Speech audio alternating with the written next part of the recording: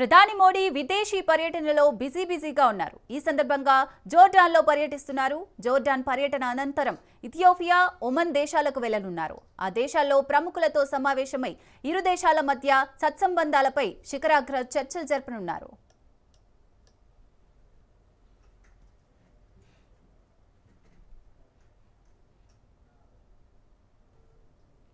Bharat, Jordan మధ్య దౌత్య సంబంధాలు ఏర్పడి 75 ఏళ్లు పూర్తయిన నేపథ్యంలో ఈ పర్యటనకు చారిత్రక ప్రాధాన్యత సంతరించుకుంది.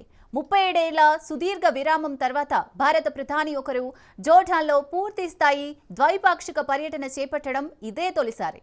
తన 2 రోజుల పర్యటనలో ప్రధాని మోడీ జోర్డాన్ రాజు అబ్దుల్లా ఇబ్న్ అల్ హుసేన్తో సమావేశమై ద్వైపాక్షిక, ప్రాంతీయ అంశాలపై చర్చించనున్నారు. ప్రధాని జాఫర్ హసన్, యువరాజు అల్ హుసేన్ బిన్ అబ్దుల్లాతో పాటు భేటీ కానున్నారు.